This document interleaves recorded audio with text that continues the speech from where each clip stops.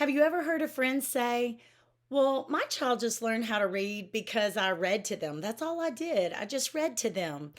Well, that can be frustrating to hear that from a friend, knowing that your child hasn't learned to read yet, but you know that you've been reading to your child. That's what I'm discussing today, so stick around.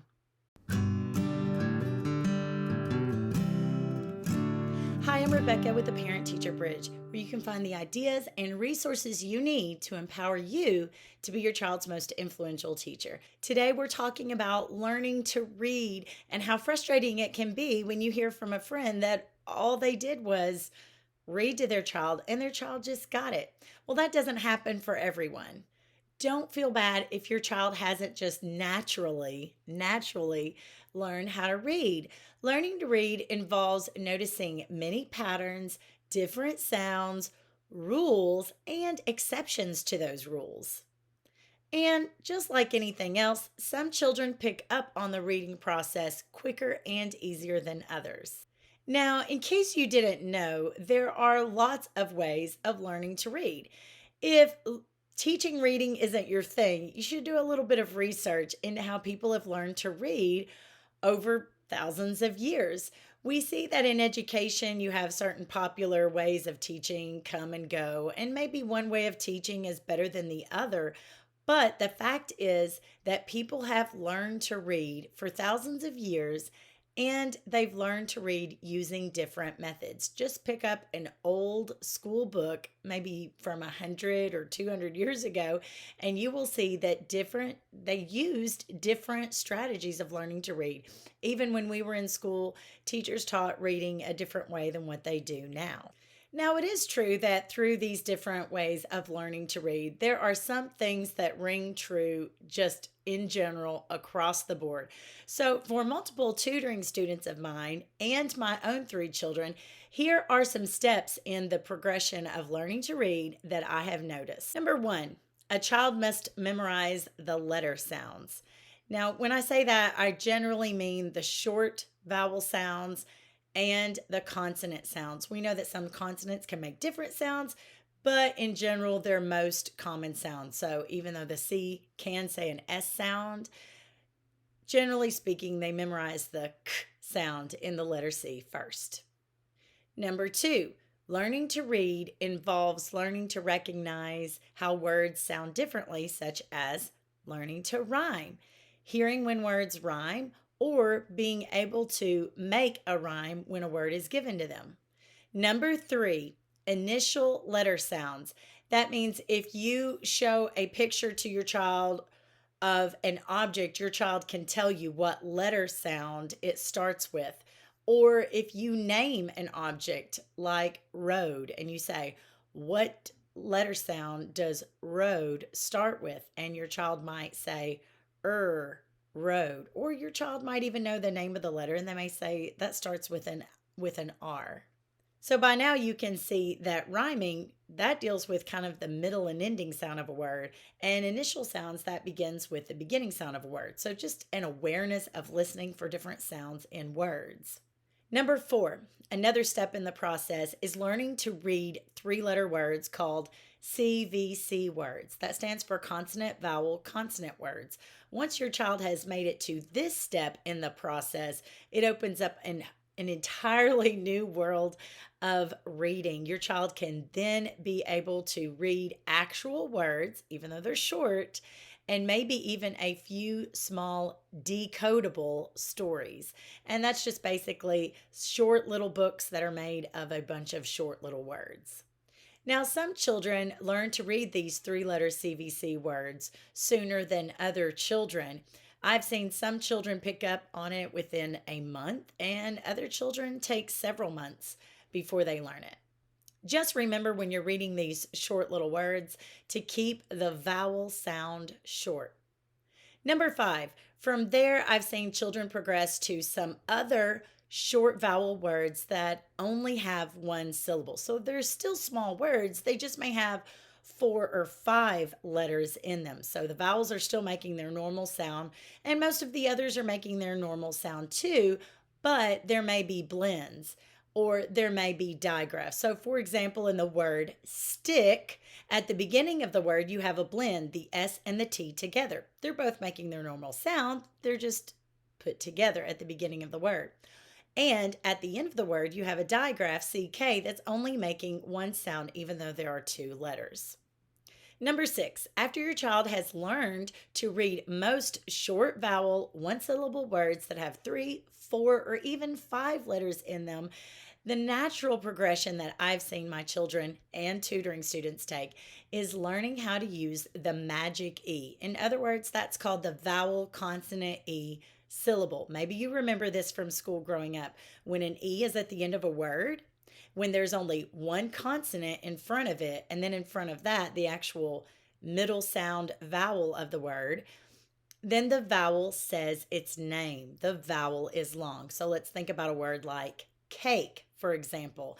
You have that K, only one letter, in between the A and the E. So the magic E, or the silent E, whatever you want to nickname it, is making the A say its name. It's a clue for us that we read that word as cake, not cack. And so this is a different step in this process because up until this step, your child is probably going to be reading just short vowel words. Now they've moved on to long vowels. Number 7, the next thing that I commonly see children learn how to do is the bossy R. So the rule goes that if you have a vowel followed by an R, the vowel isn't going to make its short sound or long sound. The R is basically controlling that vowel. So think of words that have AR, R, ER, IR, UR, or OR, or. Just training your children to notice when a vowel is followed by that bossy R is going to help quite a bit. And again, this is a new syllable type. It's called the R controlled syllable type. Now, if you want to know more about syllable types, you really should check out my free download. It's a guide for syllable types. It's just a one-page printout. And if you want to go in even deeper, you need to get on my email list to check out my new course, Next Step Reading. It's a course that will go through all the different syllable types and some other tools and resources you can learn if your child is kind of stuck in beginning level reading books and they need to move on to the next step. I'll leave a link for that in the description below. Number 8, after the bossy R, and even sometimes you can introduce it before the bossy R, is introducing your child to the idea of suffixes. These are letters that you can add onto a word. A simple suffix might be the letter S, and that's just to indicate that something is plural, like changing cat to cats or bug to bugs. Some children need to be taught that that S can say the Z sound if you have a word like bugs. Other children, actually most children, naturally catch on to that anyway. But when you're teaching suffixes to your child, point out what those letters are that are added onto the ends of words. And if you're curious which suffixes that you should teach first, you can find lists of commonly used suffixes. Just a few off the top of my head are letters like S, ES, ED, ING, LY, and so on. Now, when a child realizes that suffixes are added onto words, it becomes very easy to read longer words because a child can look at the ending of the word, see that there's a suffix, hide that suffix with their thumb, and then they're only seeing the base word. So from there, if they can decode or read the base word, they can just add the suffix back on, and voila, they have a new longer word. Now, if you're wondering about some other little tips like that, you might be interested in my 5 quick tips to immediately improve your struggling reader. I'll leave a link for that in the description below. Now, if you're wondering about the order of these steps, it is true that some of these can be sometimes taught out of order, especially depending on your child's exposure to different books or even your child's name. My child's name is Carter, so he has 2 bossy R's in his name. I could choose to teach the AR and the ER sound to him earlier when I'm teaching him how to spell his name. Number 9, vowel teams. Now, these are a little bit more difficult. They're more difficult to read and they're even more difficult to spell. But generally speaking, children learn to read before they learn how to spell certain words. Now, there can be exceptions, but the way that I have taught vowel teams to my children and to my tutoring students is I teach them gradually as they appear in the books that they are reading. So if they don't know that the EA can often say the long E sound, as in the word bean, if they are reading a book and they come to that word, I may ask them, what are the vowels in that word? If they don't know that word, what are the vowels? EA. Ah, I see two vowels together. And then that's where I might pull out my reading handy helper. If you'd like to know more about that, I'll leave a link to that in the description below. But basically, it's one page full of common spellings and groupings of letters that your child will come across. And if you notice on the EA, it will show a picture of a word spelled with an EA that has that long E sound. So then if I tell my child the EA says E, they can see the B at the front, the EA in the middle, and the N at the end and put those three sounds together. B, E, N, bean.